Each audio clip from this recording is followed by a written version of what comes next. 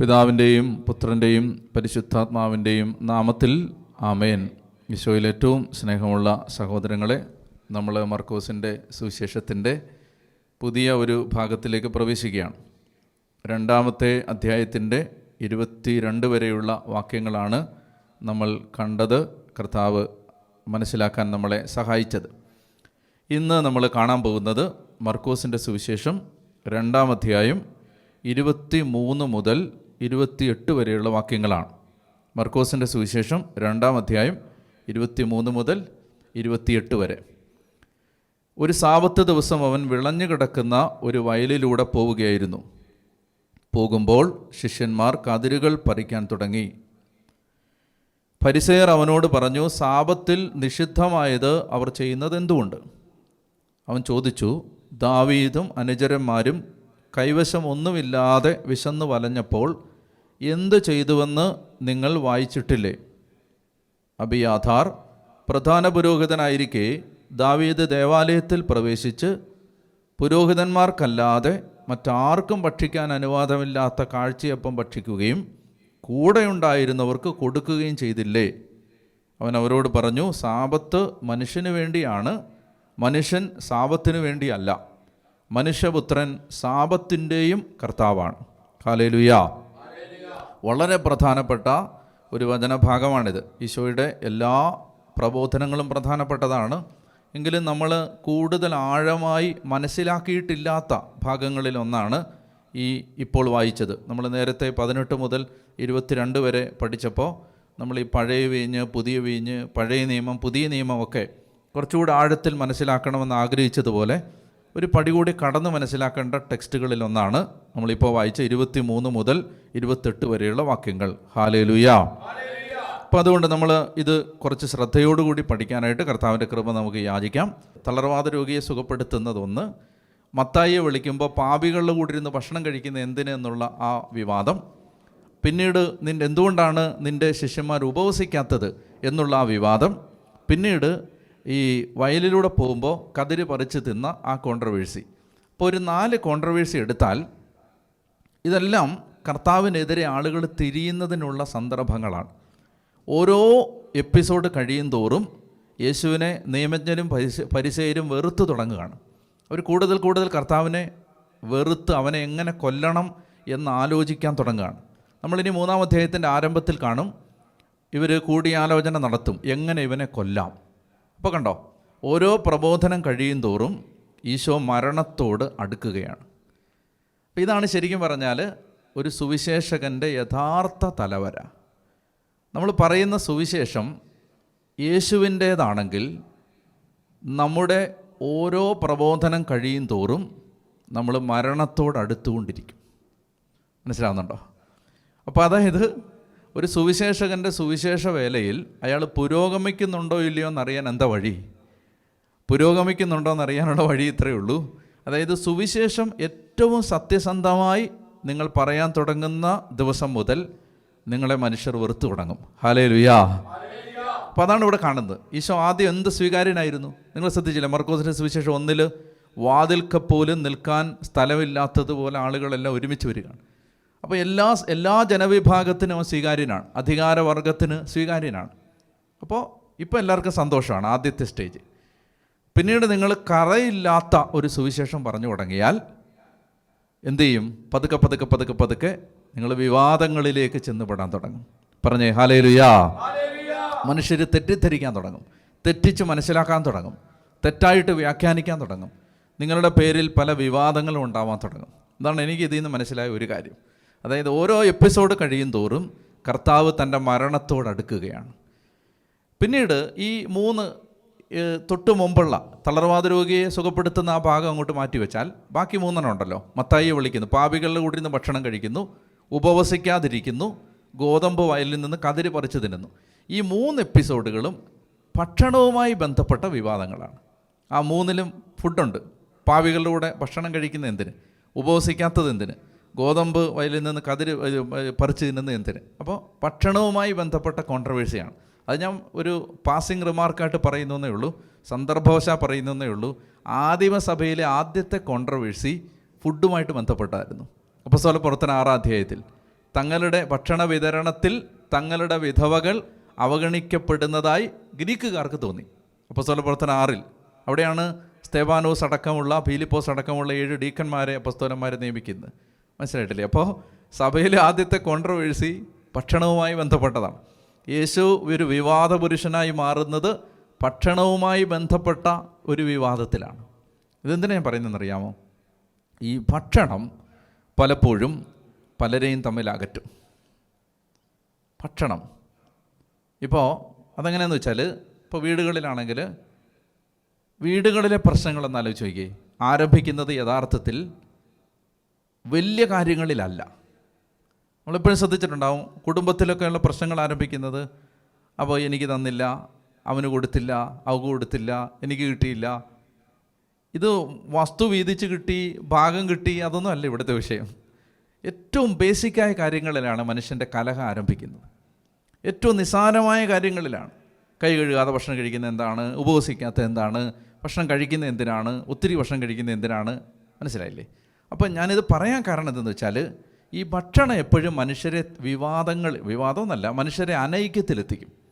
അപ്പോൾ അതുകൊണ്ട് നമ്മൾ ഭക്ഷണ സംബന്ധമായി നമുക്കൊരു ആത്മീയത ഉണ്ടാവണം. അതെന്താണ്? ഭക്ഷണം കിട്ടിയാലെന്ത്, കിട്ടിയില്ലെങ്കിലെന്ത്.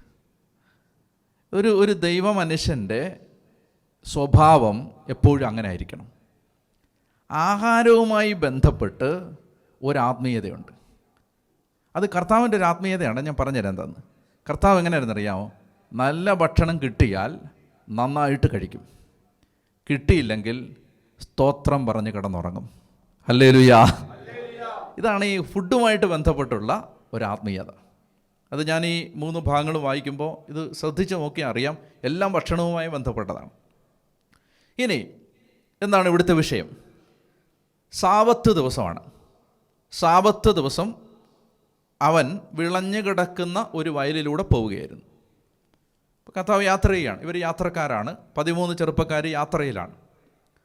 അപ്പോൾ നമ്മൾ ഓർക്കണം, എന്നും ഒന്നും ഇവർക്ക് ആഹാരം ഉണ്ടാവണമെന്നില്ല. കർത്താവിനെ സംബന്ധിച്ച് ഞാൻ പറഞ്ഞല്ലോ, കിട്ടിയാൽ കഴിക്കും, കിട്ടിയില്ലെങ്കിൽ സന്തോഷം. പക്ഷേ ശിഷ്യന്മാരങ്ങനല്ല. അവർ വെറും സാധാരണക്കാരായ മനുഷ്യരാണ്. അവരെ സംബന്ധിച്ച് കഠിനാധ്വാനം ചെയ്യുന്ന ആളുകളാണ്. മത്സ്യബന്ധന തൊഴിലിൽ ഏർപ്പെട്ടിരുന്നവരാണ്, ജോലി ചെയ്യുന്ന മനുഷ്യരാണ്. അപ്പം നമ്മൾ ദൈവവിളിയായിട്ട് ബന്ധപ്പെട്ട് കണ്ടപ്പോൾ അവിടെ കണ്ടായിരുന്നു, അധ്വാനിക്കുന്നവരെയാണ് കർത്താവ് വിളിക്കുന്നത്, പണി ചെയ്യാത്ത ആരെയും കർത്താവ് വിളിക്കുന്നില്ല. അപ്പോൾ നന്നായിട്ട് പണിയെടുക്കുന്ന ആളുകളായിരുന്നു അപ്പോസ്തലന്മാർ. അപ്പോൾ ഈ ജോലി ചെയ്യുന്ന ആളുകൾക്ക് നല്ല വിശപ്പുണ്ടാവും. അപ്പോൾ എന്ത് ചെയ്തു? ഈ ശിഷ്യന്മാർ വയലിലൂടെ പോകുന്ന സമയത്ത് അവർക്ക് വിശന്നപ്പോൾ അവരെന്ത് ചെയ്തു? യേശുവിൻ്റെ വയലല്ലിത്, ശിഷ്യന്മാരുടെ അല്ലിത്, ആരുടെയോ വയൽ. വഴിവക്കിലുള്ള ഈ വയൽ വരമ്പിൽ നിന്ന്, വഴിവക്കിൽ നിന്ന് അവരെന്ത് ചെയ്തു? കതിര് പറിച്ച് തിരുമി അത് തിന്നാൻ തുടങ്ങി, കതിര് പറിക്കാൻ തുടങ്ങി. അപ്പോൾ ഇത് കണ്ട് ഫരിസേയർ അവനോട് പറഞ്ഞു. ഒന്നാമത് എൻ്റെ മനസ്സിൽ വന്ന സംശയം, ഈ നടന്നു പോകുന്ന വഴിക്ക് ഒരു സാധനം എടുത്ത് ഒരാൾ തിന്നുന്നത് കാണണമെങ്കിൽ ഇവൻ്റെ കൂടെ നടക്കണം. അപ്പോൾ ഫരിസേയർ കൂടെ നടന്നത് നന്നാവാനല്ല, നന്നാക്കാനുമല്ല, കുറ്റം കണ്ടുപിടിക്കാനാണ്. അങ്ങനെയുള്ള മനുഷ്യരുണ്ട്, മനസ്സിലായില്ലേ? അതായത് കൂടെ നടക്കുന്നത് എന്തിനാണ്? കുറ്റം കണ്ടുപിടിക്കാനാണ്. അപ്പോൾ ഇവരിങ്ങനെ കർത്താവിൻ്റെ പുറകെ നടക്കുകയാണ്. മനസ്സിലായി? ഓരോ വിവാദങ്ങൾ, ഒരു വിവാദത്തിൽ നിന്ന് മറ്റൊരു വിവാദത്തിലേക്ക് കർത്താവ് മുന്നോട്ട് പോയിക്കൊണ്ടിരിക്കുമ്പോൾ ഇവനെ എങ്ങനെ പിടിക്കാം, എന്ത് കുറ്റം ഇവനിൽ കണ്ടുപിടിക്കാം, ഇത് നമ്മൾ അറിയാതെ നമ്മളിൽ ഫോംഡ് ആവാൻ സാധ്യതയുള്ളൊരു സ്വഭാവമാണ്. നമ്മളിങ്ങനെ ചിന്തിച്ചാൽ മതി. അതായത് എന്ത് കാര്യം കാണുമ്പോഴും നമ്മുടെ മനസ്സിൽ ആദ്യം വരുന്നത് അതിൻ്റെ നെഗറ്റീവാണോ പോസിറ്റീവാണോ. നമ്മുടെ ക്യാരക്ടറിനെ അളക്കാൻ പെട്ടെന്നൊരു വഴിയത്. എന്ത് കാര്യം കണ്ടാലും, ഇപ്പോൾ ഒരാൾ സംസാരിക്കുന്നു, ഒരാൾ പ്രാർത്ഥിക്കുന്നു, ഒരാൾ കുർബാന അർപ്പിക്കുന്നു, അല്ലെങ്കിൽ ഒരാൾ നന്നായിട്ട് സംസാരിക്കുന്നു, ഒരാൾ ഒരു സഹായം ചെയ്യുന്നു, ഒരാൾക്ക് 10 കിലോ അരി വാങ്ങിച്ചു കൊടുക്കുന്നു. നമ്മളിങ്ങനെ കാണുകയാണ്. ഇത് കാണുന്ന സമയത്ത് നമ്മുടെ മനസ്സിൽ പറയണമെന്നില്ല, നമ്മുടെ മനസ്സിൽ എന്താ വരുന്നേ? ഇവനൊക്കെ വേറെ പണിയൊന്നുമില്ലേ. നമ്മൾ നോക്കണം, നമ്മളെ അനലൈസ് ചെയ്യണം. അത് നമ്മളിൽ നല്ല ശതമാനം ആളുകളുടെയും മനസ്സിൽ ആദ്യം വരുന്നത് നെഗറ്റീവായിരിക്കും. അത് ജഡത്തിൻ്റെ സ്വഭാവമാണത്. ജഡം എപ്പോഴും നല്ലത് കണ്ടുപിടിക്കില്ല. പക്ഷെ ഒരു ആത്മീയ മനുഷ്യൻ്റെ സ്വഭാവം എന്താണ്? തിന്മയിൽ പോലും നന്മ കണ്ടുപിടിക്കാൻ അയാൾക്കൊരു കണ്ണുണ്ടാവും. തെറ്റിനകത്ത് പോലും എന്ന് പറഞ്ഞാൽ, തെറ്റെന്ന് ഞാൻ പറഞ്ഞാൽ തെറ്റിനെ ന്യായീകരിക്കുക എന്നുള്ളതല്ല, മറിച്ച് ചിലപ്പോൾ സതുദ്ദേശത്തോടെ ചെയ്യുന്ന ഒരു കാര്യം അല്ലെങ്കിൽ പോലും, നല്ല ഉദ്ദേശത്തോടെ ചെയ്യുന്ന ഒരു കാര്യം അല്ലെങ്കിൽ പോലും അതിനകത്തൊരു നന്മ കാണാൻ ഒരു കഴിവുണ്ട്. അവർക്ക് പറഞ്ഞേ ഹല്ലേലൂയാ. അപ്പം ഞാൻ പറഞ്ഞു, ഫരിസേയരും യേശുവിൻ്റെ ശിഷ്യന്മാരും തമ്മിലുള്ള വ്യത്യാസമാണ് ഞാൻ പറയുന്നത്. ഫരിസേയരാരാണ്? ഫരിസേയരെന്ന് പറഞ്ഞാൽ എന്ത് കണ്ടാൽ അതിനകത്തൊരു കുറ്റം. ഇനി ഇവിടെ നമ്മൾ മനസ്സിലാക്കേണ്ടത്, യഥാർത്ഥത്തിൽ യേശുവിൻ്റെ ശിഷ്യന്മാർ ഇവിടെ തെറ്റ് ചെയ്യുന്നില്ല. കാരണം നിയമാവർത്തന പുസ്തകത്തിൻ്റെ 23-ാം അധ്യായത്തിൻ്റെ 26-ാമത്തെ വാക്യത്തിൽ, നിങ്ങൾ വിശന്നാൽ നിങ്ങൾക്ക് ഗോതമ്പ് വയലിലൂടെ പോകുമ്പോൾ കതിര് പറിച്ച് തിന്നാൻ ചാക്കിനകത്ത് ആക്കി കൊണ്ടുപോകരുത്, മറിച്ച് തിന്നാൻ അവകാശമുണ്ട്. പക്ഷേ ഈ ഫരിസേയർ അവർ കൂടുതൽ വിശുദ്ധരാണ് എന്ന് കാണിക്കാൻ വേണ്ടി, ഒത്തിരി വിശുദ്ധരാണ് എന്ന് അറിയിക്കാൻ വേണ്ടി എന്ത് ചെയ്തു? അവർ പറഞ്ഞു, അങ്ങനെയൊന്നും ചെയ്യാൻ പാടില്ല, നമ്മൾ നല്ല സ്പിരിച്വലായ ആളുകളാണ്, അങ്ങനെയൊന്നും ചെയ്യാൻ പാടില്ല. മനസ്സിലാകുന്നില്ല? ഇവിടെ നിയമവിരുദ്ധമായി യേശു ഒന്നും ചെയ്യുന്നില്ല, അല്ലെങ്കിൽ ശിഷ്യന്മാരൊന്നും ചെയ്യുന്നില്ല. പക്ഷേ ഒരു മാന്യതയുടെ പേരിൽ വേണേൽ അങ്ങനെ ചെയ്യാതിരിക്കാം, വിശപ്പൊക്കെ ഒന്ന് കൺട്രോൾ ചെയ്യാം, അല്ലേ? എപ്പോഴും കഴിക്കണമെന്നില്ല, അങ്ങനെയൊക്കെ വേണമെങ്കിൽ ചെയ്യാം. പക്ഷെ കർത്താവ് അങ്ങനെയൊന്നും ഇൻസിസ്റ്റ് ചെയ്യുന്നില്ല. എന്നുവെച്ചാൽ കർത്താവ് അതിനെയൊക്കെ വളരെ കാഷ്വലായിട്ട് കൂളായിട്ടാണ് കാണുന്നത്. അവർ പറിച്ചു തിന്നുന്നു, കർത്താവ് ചിരിച്ചുകൊണ്ട് അത് നോക്കി നിന്ന് കാണും, അല്ലാതെ കർത്താവിന് അതിനകത്തൊന്നും വലിയൊരു ബുദ്ധിമുട്ടില്ല. അവരൊക്കെ പറഞ്ഞേ ഹല്ലേലൂയാ. ഞാൻ എന്താ പറയുന്നത് വെച്ചാൽ, നിങ്ങൾക്ക് നന്നായിട്ട് വിശന്നാൽ നിങ്ങൾ ഇച്ചിരി ഭക്ഷണം കഴിച്ചാലൊന്നും നിങ്ങളുടെ ആത്മീയത താഴെ പോകത്തില്ലെന്നാണ് ഞാൻ ഈ പറഞ്ഞുകൊണ്ടിരിക്കുന്നത്. ഈ അമിത ഭോജനം, ആർത്തി, അതൊക്കെ തെറ്റാണ് കേട്ടോ. അമിത ഭോജനം തെറ്റാണ്. മറിച്ച് നമ്മൾ എന്താ പറയുക, അത്യാവശ്യം നിങ്ങൾക്ക് വിശപ്പുണ്ടെന്ന് വെച്ചോ, വിശപ്പുണ്ടെങ്കിൽ നിങ്ങൾ ചെയ്യേണ്ടത് ഭക്ഷണം ഉണ്ടെങ്കിൽ കഴിക്കണം. പറയുന്നത് മനസ്സിലാവുന്നുണ്ടോ? ഭക്ഷണം ഉണ്ടെങ്കിൽ കഴിക്കണം, ഇല്ലെങ്കിൽ ഹല്ലേലൂയ പറഞ്ഞ് കിടന്നുറങ്ങണം. ഹല്ലേലൂയ. അപ്പോൾ അതാണ് ഇവിടെ ഇവർ നിയമം തെറ്റിക്കുന്നില്ല. പക്ഷേ ഫരിസേയർ വ്യാഖ്യാനിച്ച നിയമാവർത്തനം 23-26 ഫരിസേയർ വ്യാഖ്യാനിച്ചപ്പോൾ അവർ പറഞ്ഞു അങ്ങനെയൊന്നും ചെയ്യാൻ പാടില്ലെന്ന്. യഥാർത്ഥത്തിൽ ദൈവവചനത്തിൽ അതിന് അനുവാദമുണ്ട് എന്നാണ് ഞാൻ പറയുന്നത്. ദൈവവചനത്തിൽ അനുവാദമുണ്ട്.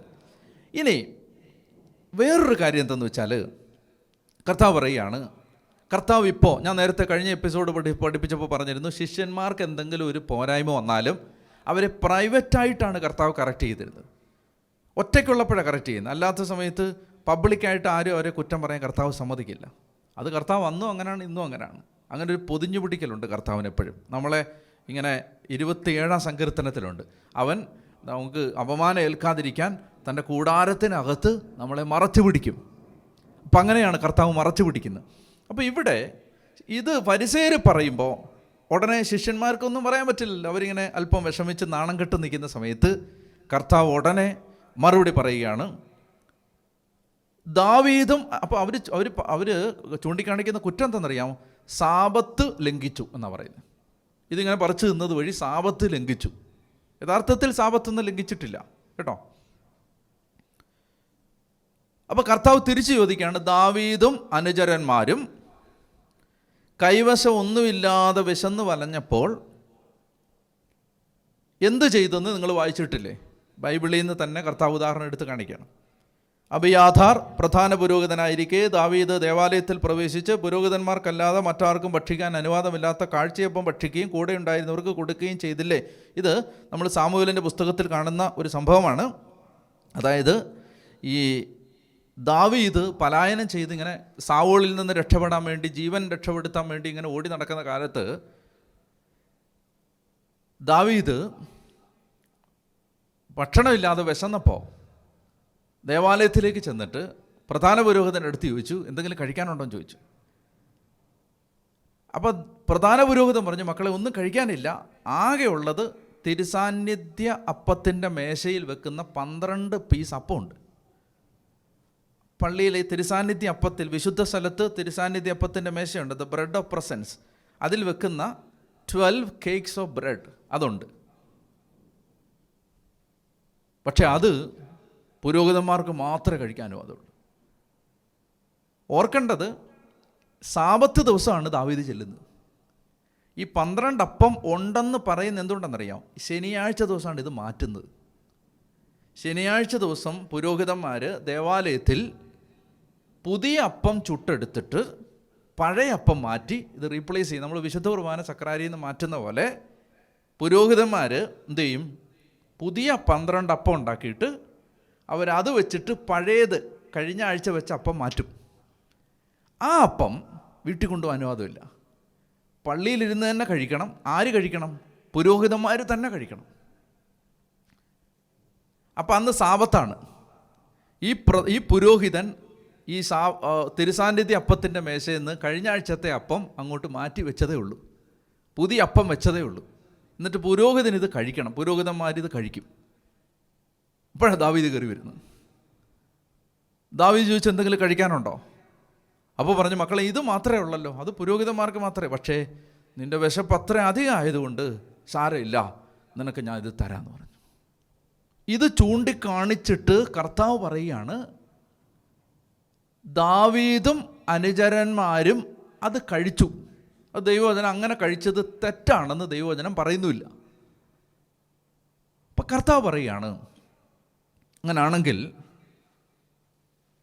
വളരെ ശ്രദ്ധിച്ച് കേട്ടോണം, അങ്ങനാണെങ്കിൽ ഇത് കഴിച്ചപ്പോൾ ദാവീദും അനുചരന്മാരും പുരോഹിതന്മാർക്ക് മാത്രം ഭക്ഷിക്കാൻ അനുവാദമുണ്ടായിരുന്ന ഈ അപ്പം ഭക്ഷിച്ചെങ്കിൽ ദാവീദിനെയും അനുചരന്മാരെയും ദൈവം ആരായിട്ടാണ് കണ്ടത്?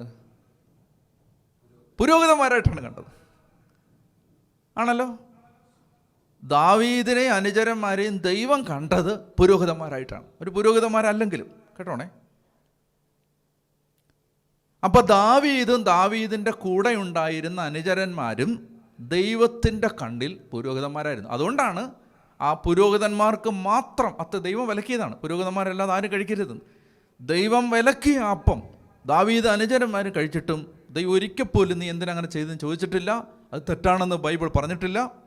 ദാവീദ് അനുചരന്മാർ കഴിച്ചപ്പോൾ ദൈവം അത് അപ്രൂവ് ചെയ്തെങ്കിൽ ദാവീദിനെ അനുചരന്മാരെയും ദൈവം കണ്ടത് ആരായിട്ടാണ്?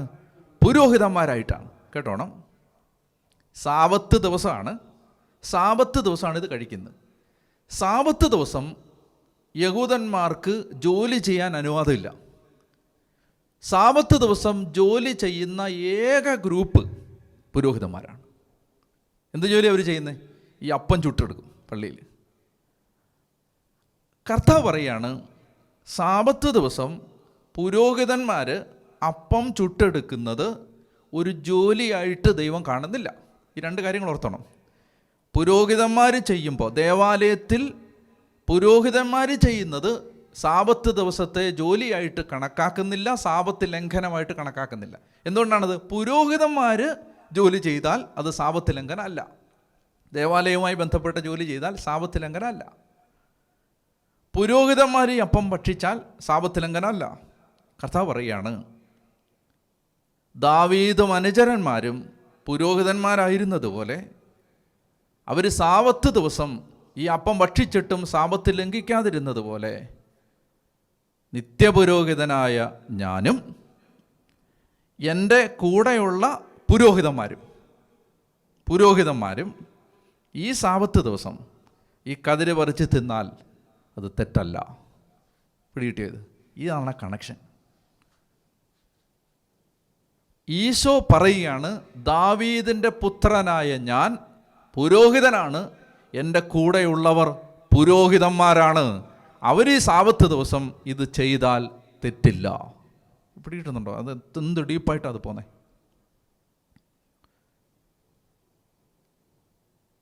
കർത്താവ് തൻ്റെ പൗരോഹിത്യത്തെ, അപ്പസ്തോലന്മാരുടെ പൗരോഹിത്യത്തെ എടുത്തു കാണിക്കുന്ന പ്രധാനപ്പെട്ട ടെക്സ്റ്റുകളിൽ ഒന്നാണിത്.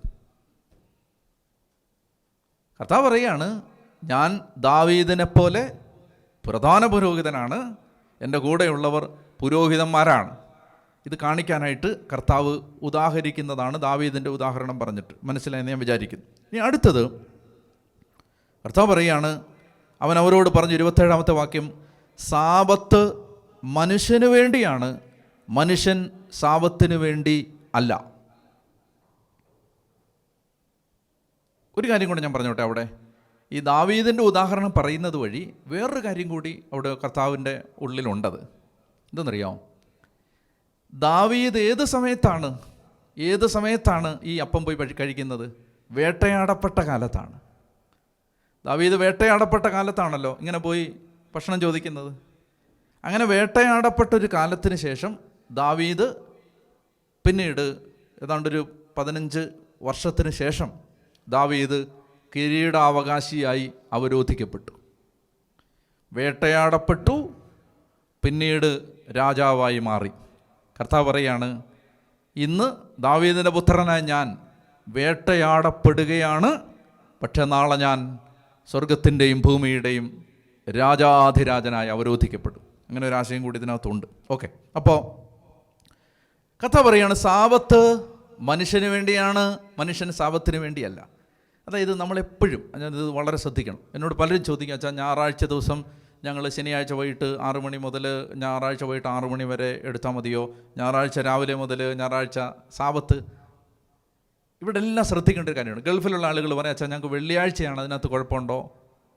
ഇവിടെ നമ്മൾ മനസ്സിലാക്കേണ്ട സാബത്താചരണത്തെ സംബന്ധിച്ച് മാത്രമല്ല, എല്ലാ നിയമത്തെക്കുറിച്ചും ഒരു നിയമം ദൈവം പറഞ്ഞെങ്കിൽ നമ്മൾ എന്ത് ചെയ്യണമെന്നറിയാമോ?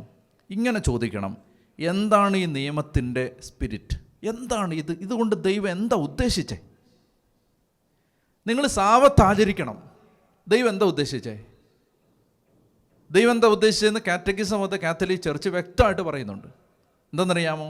ജോലിയെയും അധ്വാനത്തെയും വിഗ്രഹമാക്കുന്ന മനുഷ്യൻ്റെ എല്ലാ പ്രവർത്തനങ്ങൾക്കും എതിരായ ഒരു ചലഞ്ചാണ് സാബത്താചരണം. ജോലിയെ ജോലി ജോലി ജോലി ജോലി ജോലി, വിശ്രമിക്കാൻ സമയമില്ല, പ്രാർത്ഥിക്കാൻ സമയമില്ല, വചനം വായിക്കാൻ സമയമില്ല, മക്കൾക്ക് ദൈവവചനം പറഞ്ഞു കൊടുക്കാൻ സമയമില്ല. അപ്പോൾ ദൈവം എന്തിനാണ് സാബത്ത് ആചരിക്കാൻ പറഞ്ഞത്? നിങ്ങൾ ഒരു ദിവസം എൻ്റെ കൂടെ ആയിരിക്കും, ബാക്കി എല്ലാത്തിൽ നിന്നും ശ്രദ്ധ വിട്. ഇതാണല്ലോ സാബത്തിൻ്റെ സ്പിരിറ്റ്. ഇപ്പം ഞായറാഴ്ച ദിവസം ഒന്നും ചെയ്യാതെ കിടന്നുറങ്ങിയാൽ അത് സാബത്താചരണമൊന്നും ആവില്ല. രാവിലെ തൊട്ട് വൈകിട്ട് വരെ ഉറങ്ങുകയാണ്, വിശ്രമം. അതല്ല. എന്താണ് കർത്താവ് പറയാണ്, ബാക്കി എല്ലാത്തിൽ നിന്നും നിൻ്റെ ശ്രദ്ധ മാറ്റിയിട്ട് എന്നിലേക്ക് നിൻ്റെ ഹൃദയം തിരിക്കുക. യഥാർത്ഥത്തിൽ പുതിയ നിയമ വിശ്വാസിക്ക് ആഴ്ചയിലെ 7 ദിവസവും സാബത്താണ്. ഒരു ദിവസം മാത്രമല്ല, 7 ദിവസവും സാബത്താണെന്ന് ഓർമ്മിപ്പിക്കാനാണ് ഒരു ദിവസം വച്ചിരിക്കുന്നത്.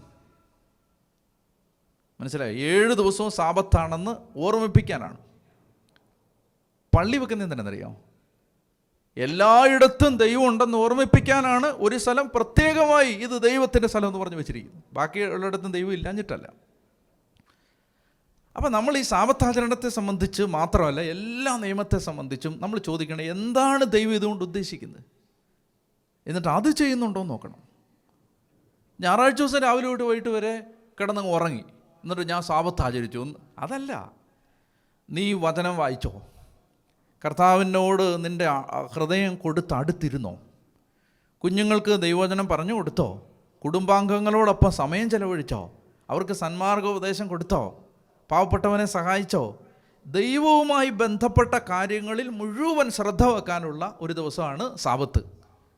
അപ്പോൾ അതിനകത്തൊരു അരമണിക്കൂർ കുറയുന്നതല്ല ഇവിടുത്തെ വിഷയം. രാവിലെ 6 മുതൽ വൈകിട്ട് 5 വരെ ആയാലും അതല്ല ഇവിടുത്തെ വിഷയം. നമ്മൾ അങ്ങനെ ഫനാറ്റിക് ആവരുത്. അതല്ല. അതിൻ്റെ സ്പിരിറ്റ് എന്താണ്? ഞാൻ ഇന്ന് കർത്താവിൻ്റെ കൂടി ഈ ഞായറാഴ്ച എനിക്ക് ഈശോയുടെ കൂടി ഇരിക്കാൻ പറ്റിയോ? ഞാൻ അവൻ്റെ വചനം ധ്യാനിച്ചോ? ഞാൻ അവൻ്റെ സ്വരം കേൾക്കാൻ പരിശ്രമിച്ചോ? എൻ്റെ 4 ചുറ്റിനും മുഴങ്ങിക്കേൾക്കുന്ന 10,000-കണക്കിന് ഈ ബഹുസ്വരതകളുടെ നടുവിൽ, ഈ മൾട്ടിപ്പിൾ വോയിസസിൻ്റെ നടുവിൽ ഞാൻ കർത്താവിൻ്റെ സ്വരം കേട്ടോ? എനിക്ക് കേൾക്കാൻ പറ്റുന്നുണ്ടോ? അത് ഒരു ദിവസത്തെ മാത്രം കാര്യമല്ല, എല്ലാ ദിവസവും സംഭവിക്കേണ്ടതാണ്. എല്ലാ ദിവസവും ഇത് സംഭവിക്കേണ്ടതാണെന്ന് ഓർമ്മിപ്പിക്കാൻ ഒരു ദിവസം കർത്താവ് തന്നിരിക്കുകയാണ്, ആഴ്ചയിൽ ഒരു ദിവസം. പറഞ്ഞേ ഹല്ലേലൂയ. അപ്പോൾ അതുകൊണ്ട് ഏത് നിയമം നമ്മൾ എടുത്താലും അത് എന്തിനാണ് എന്ന് നമ്മൾ ചിന്തിക്കണം. എന്തിനാണിത് പറഞ്ഞിരിക്കുന്നത്? ഇപ്പോൾ പരിശുദ്ധ കുർബാന നാവിൽ സ്വീകരിക്കണം എന്ന്, ഇപ്പോൾ കോവിഡ് ആയതുകൊണ്ട് വ്യത്യാസമുണ്ട്. പക്ഷേ ഞാൻ ഒരു ഉദാഹരണം പറയുകയാണ്. അത് എന്തിനാണ് സഭ അങ്ങനെ ഒരു നിയമം തരുന്നത്? അത് അതിൻ്റെ പവിത്രത നമ്മൾ നഷ്ടപ്പെടുത്തി കളയാതിരിക്കാനാണ്. മനസ്സിലായി? അത് ആ ഉദ്ദേശം മനസ്സിലാക്കണം. അതിന് വേണ്ടിയിട്ടാണത്. ഏത് നിയമമാവട്ടെ, ഏത് നിയമം. ഇപ്പോൾ ഞായറാഴ്ച ദിവസം നിങ്ങളോട് പറയുന്നു, നിങ്ങൾ വെള്ളവസ്ത്രം ധരിച്ച് വരൂ. വെള്ളവസ്ത്രം ധരിച്ച് വന്നില്ലെങ്കിലും കുഴപ്പമൊന്നുമില്ല. പക്ഷേ ഞായറാഴ്ച വെള്ളവസ്ത്രം ധരിച്ച് വരാൻ പറയുന്നതിൻ്റെ കാരണം, നമ്മൾ ഈ വെള്ളവസ്ത്രം ധരിച്ച് വരുമ്പോൾ നമ്മൾ ഈ പോകുന്ന ഒരു കാര്യത്തിന് കൊടുക്കുന്നൊരു ശ്രദ്ധ അതിനകത്തുണ്ട്. ഞാൻ വലിയൊരു കാര്യത്തിന് പോവാണ്, ഞാൻ ഇങ്ങനെ കർത്താവിൻ്റെ ആലയത്തിൽ പോവാണ്. മനസ്സിലായില്ലേ? ഞാൻ ആളുകളോട് പറയും, നിങ്ങൾ പള്ളിയിൽ വരുമ്പോൾ രാവിലെ കുർബാനയ്ക്ക് വരുമ്പോൾ കുളിച്ചിട്ടേ വരാമെന്ന് പറയും, എപ്പോഴും പറയും. അത് കുളിച്ചില്ലെങ്കിലും കർത്താവ് പ്രസാദിക്കത്തില്ലെന്നൊന്നുമില്ല എൻ്റെ അർത്ഥം. ഒരാൾക്ക് കുളിക്കാൻ പറ്റിയില്ല, അന്ന് കറണ്ടില്ലായിരുന്നു, മോട്ടർ അടിച്ചില്ല, വെള്ളമില്ലായിരുന്നു, കുളിച്ചില്ലെങ്കിലും കുഴപ്പമൊന്നുമില്ല. പക്ഷേ അതല്ല, നമ്മൾ ഈ ദൈവകാര്യത്തിലെടുക്കുന്ന ഒരു ശ്രദ്ധ ആ ഒരു കാര്യം അതിൻ്റെ പിന്നിലുണ്ട്. കർത്താവിൻ്റെ കാര്യത്തിൽ പണ്ട് ഞാൻ പറഞ്ഞിട്ടില്ലേ, ഈ ചില അമ്മച്ചിമാർ അപ്പച്ചന്മാർ ഒറ്റ നല്ല ഡ്രസ്സേ ഉള്ളൂ, ഒറ്റ ഡ്രസ്സ്.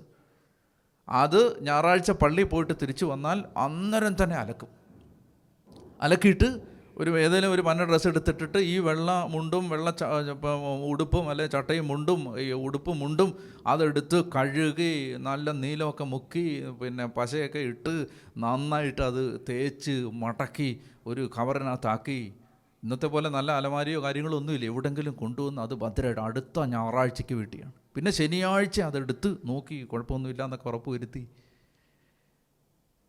നമ്മൾ ഇന്ന് വന്ന് എത്തി നിൽക്കുന്ന ഈ ആത്മീയതയുടെ പിന്നാമ്പുറങ്ങളിൽ ഇത്തരം ഹൃദയം കൊണ്ട് ദൈവത്തെ സേവിച്ച മനുഷ്യരുടെ കഥകളുണ്ട്. അപ്പോൾ അതുകൊണ്ട് കർത്താവ് പറയുകയാണ്, you have to look into the spirit of the law. എന്താണ് ഈ നിയമം ഉദ്ദേശിച്ചത്? സാബത്ത് അല്ലാതെ നിങ്ങൾ ചെയ്യുമ്പോൾ അങ്ങനെ അങ്ങോട്ട് കപ്പലണ്ടി തിന്നരുത്, കടല തിന്നരുത്, പട്ടാണി തിന്നരുത് എന്നൊന്നും അല്ല. നീ കർത്താവിൻ്റെ കൂടാണോ? മനസ്സിലായോ? ഞായറാഴ്ച ദിവസം സിപ്പപ്പ് കുടിക്കാവോ? ഇതൊന്നും അല്ല ഇവിടുത്തെ വിഷയം. മനസ്സിലായില്ലേ? ഇതൊന്നുമല്ല. ഇപ്പോൾ ചില ആളുകൾ ചോദിക്കത്തില്ലേ, ചില ആളുകൾ ചോദിച്ചിട്ടുണ്ട്, അതായത് എപ്പോഴും ചോദിക്കുന്നൊരു ചോദ്യമാണ്, അതായത് ബീർ കുടിക്കുന്നതുകൊണ്ട് കുഴപ്പമുണ്ടോ, വൈൻ കുടിക്കുന്നതുകൊണ്ട് കുഴപ്പമുണ്ടോ? മനസ്സിലായില്ലേ? അതല്ല ഇവിടുത്തെ വിഷയം. വിഷയം ഇതല്ല. അതായത് ഇങ്ങനെയൊക്കെ കുടിക്കണം എന്നൊരാഗ്രഹം വരുന്ന എപ്പോഴാണ്? ദൈവം തരുന്നൊരു ലഹരി ഇല്ലാത്തപ്പോഴാണ്. കർത്താവ് തരുന്നൊരു ലഹരി ഇല്ലാത്തപ്പോഴാണ് വേറെ എന്തെങ്കിലും ഒരു ലഹരി ഉണ്ടായിരുന്നെങ്കിൽ എന്ന് ചിന്തിക്കുന്നത്. അല്ലാതെ എന്ത് കുഴപ്പമുണ്ടോ കുഴപ്പമില്ല എന്നുള്ള ചോദ്യം അല്ല ഇവിടുത്തെ വിഷയം. ഞാൻ എപ്പോഴും ചിന്തിച്ചിട്ടുണ്ട് ഇങ്ങനെ, അതായത് നമുക്ക് ഇപ്പോൾ ഇവിടെ വരെ പോകാം, എവിടം വരെ പോകാം, എന്ത് ചെയ്യാം, എത്ര % ആൽക്കഹോൾ കുടിക്കാം, ഇങ്ങനെയൊക്കെയുള്ള ചോദ്യങ്ങൾ ചോദിക്കുമ്പോൾ ഇതെല്ലാം ഈ ബോർഡറിൽ നിൽക്കുന്നവർ ചോദിക്കുന്ന ചോദ്യമാണ്. മുന്നോട്ടങ്ങ് പോയവർ ഈ ചോദ്യം ചോദിക്കുന്നേ ഇല്ല, അവർക്ക് ഈ ചോദ്യമേ ഇല്ല. ഈ സൈഡിൽ, അതായത് ഇങ്ങനെ നിൽക്കുകയാണ്, ഇങ്ങോട്ടൊന്ന് ചാടി ഇപ്പുറത്തും ചാടാം, അങ്ങനെ നിൽക്കുന്നവരുടെ ചോദ്യങ്ങളാണ് ഇതെല്ലാം. ബോർഡർ ലൈനിൽ നിൽക്കുന്നവരുടെ, അതായത് എവിടം വരെ എത്തിയാൽ എനിക്കൊരു നല്ല ക്രിസ്ത്യാനിയാവാം, അതല്ല. കർത്താവിനെ പ്രസാദിപ്പിക്കാൻ ആഗ്രഹിക്കുന്ന ഒരാൾ എല്ലാ കാര്യത്തിലും ദൈവത്തെ പ്രസാദിപ്പിക്കാൻ ആഗ്രഹിക്കുന്ന ആളാണ്. അപ്പം അയാൾക്ക് ഈ ചോദ്യങ്ങളൊന്നുമില്ല, ഒരു ചോദ്യമില്ല. അങ്ങനെ മുന്നോട്ട് പോയിക്കൊണ്ടേയിരിക്കുകയാണ്. അവർക്ക് പറഞ്ഞേ ഹല്ലേലൂയാ. ഒറ്റ കാര്യം കൂടി നമ്മൾ ഇതിൽ നിന്ന്, 2 കാര്യം കൂടി ഇതിൽ നിന്ന് വേഗം മനസ്സിലാക്കാം. ഒന്നാമത്തെ കാര്യം ഇതാണ്, അതായത് ഇവിടെ ഈ 2-ാം അധ്യായം ഇതോടുകൂടി തീരുകയാണ്. ഇനി അടുത്ത 3-ാം അധ്യായമാണ്. ഈ 2-ാം അധ്യായത്തിൽ ഈശോ തന്നെ അവതരിപ്പിച്ചത് എങ്ങനെയാണ്? ഒന്ന്, പാപം മോചിക്കാൻ അധികാരമുള്ള ദൈവം. തളർവാദ രോഗിയെ സുഖപ്പെടുത്തിയ സംഭവത്തിൽ പാപം മോചിക്കാൻ അധികാരമുള്ള ദൈവമാണ് ഞാൻ. കേട്ടോ, യേശുവിനെ കുറിച്ച് നമുക്കൊരു ചിത്രം തെളിഞ്ഞു വരികയാണ്. ഇവൻ ദൈവമാണ്. രണ്ടാമത്തേത് കർത്താവ് പറയാണ്, ഞാൻ മണവാളനാണ്. യെശയ്യാ പ്രവാചകൻ, ജെറമ്യാ പ്രവാചകൻ തുടങ്ങിയ പഴയ നിയമ പ്രവാചകന്മാർ ദൈവത്തെ വിളിച്ചത് മണവാളനെന്നാണ്. മണവാളൻ. അപ്പോൾ കർത്താവ് പറയാണ്, പഴയ നിയമത്തിൽ പുരാതന കാലത്ത് പ്രവാചകന്മാർ നൂറ്റാണ്ടുകളായി വരാനുള്ള കാലത്ത് ദൈവവുമായുള്ള വിവാഹബന്ധമാണ് ദൈവരാജ്യമെന്ന് പഠിപ്പിച്ച് അതിനെ കാത്തിരുന്ന ആ വൈവാഹിക ബന്ധം സ്ഥാപിക്കാൻ ഇതാ മണവാളനായ ഞാൻ, യേശു മണവാളൻ. ഇവിടുന്ന് കിട്ടുന്ന 2-ാമത്തെ രാശി. 3-ാമത്തേത് കർത്താവ് പറയാണ്, ഞാൻ സാബത്തിൻ്റെയും കർത്താവാണ് എന്ന് പറഞ്ഞാൽ, സീനായി മലയിൽ നിങ്ങൾക്ക് നിയമം തന്ന ദൈവമാണ് ഞാൻ, എനിക്ക് നിയമം മാറ്റാൻ പറ്റും. മനസ്സിലായി? സാബത്തിൻ്റെയും കർത്താവാണ്. അപ്പം ഈശോയെക്കുറിച്ചുള്ള ചിത്രം, ഈശോയുടെ ദൈവത്വം, അതാണ് ഇവിടെ തെളിഞ്ഞു വരുന്നത് ഈ സംഭവങ്ങളിലൂടെ. ഒറ്റ കാര്യം കൂടി, അത് മനോഹരമായൊരു കാര്യമാണ്. ഇവിടെ ഞാൻ ചില കാര്യങ്ങൾ പറയുമ്പോൾ നിങ്ങൾക്ക് എന്തെങ്കിലും ഓർമ്മ വരുന്നെങ്കിൽ എന്നോട് പറയണം. 1, പാപം മോചിക്കുന്നു. 2, ഒരു വലിയ ആഘോഷം. മത്തായിയുടെ വീട്ടിൽ വലിയൊരു സദ്യ, വിരുന്ന്. പാപം മോചിക്കുന്നു, വിരുന്ന്, പിന്നെ സാബത്ത് എന്ന് പറഞ്ഞാൽ കർത്താവിൻ്റെ ദിവസം, പിന്നെ ഗോതമ്പ് മണി, വീഞ്ഞ്, പഴയ വീഞ്ഞ്, പുതിയ വീഞ്ഞ്, അത് കുറങ്ങുന്നല്ലോ, പഴയ സ്ഥലം വീഞ്ഞ്, ഗോതമ്പ്, വീഞ്ഞ്, പിന്നെ ഈ ഇപ്പം നമ്മൾ കണ്ട സംഭവത്തിൽ പുരോഹിതന്മാർ. ഓക്കെ, അപ്പോൾ എന്തൊക്കെയാണ്? കർത്താവിൻ്റെ ദിവസം, പാപം മോചിച്ചു, പിന്നെ എന്താണ്, വലിയ വിരുന്നാണ്, പിന്നെ ഗോതമ്പുണ്ട്, വീഞ്ഞുണ്ട്, അച്ഛന്മാരുണ്ട്. ഈ 2-ാം അധ്യായം എന്തായി പ്രസൻറ്റ് ചെയ്യുന്നത്? പരിശുദ്ധ കുർബാനയാണ്. പരിശുദ്ധ കുർബാന മൾട്ടിപ്പിൾ ഡയമെൻഷൻസിൽ കർത്താവ് പതുക്കെ പതുക്കെ പതുക്കെ പതുക്കെ നമ്മളെ കുർബാനയിലേക്ക് എത്തിക്കുകയാണ്. ഈ സംഭവങ്ങളെല്ലാം ഈശോ പരിശുദ്ധ കുർബാനയാകാനാണ് വന്നത് എന്ന് പതുക്കെ പതുക്കെ പതുക്കെ പതുക്കെ കർത്താവ് കാണിച്ചു തരികയാണ്. അങ്ങനെ 2-ാം അധ്യായം അവസാനിക്കുമ്പോൾ നമ്മൾ സത്യത്തിൽ എത്തി നിൽക്കുന്ന എവിടാ? വിശുദ്ധ കുർബാനയിലാണ്. നമുക്ക് ദൈവത്തിന് നന്ദി പറയാം. കർത്താവെ, ഈ നിമിഷങ്ങളെ ഓർത്ത് ഞങ്ങളങ്ങേ സ്തുതിക്കുന്നു. ഞങ്ങൾക്ക് തന്ന കൃപകളെ ഓർത്ത് നന്ദി പറയുന്നു. വെളിപ്പെടുത്തലുകളെ ഓർത്ത് നന്ദി പറയുന്നു. കൂടുതൽ കൃപയിൽ വചനം പഠിക്കാൻ ഞങ്ങളെ സഹായിക്കണമേ. Hallelujah, hallelujah, hallelujah. പിതാവിൻ്റെയും പുത്രൻ്റെയും പരിശുദ്ധാത്മാവിൻ്റെയും നാമത്തിൽ ആമേൻ.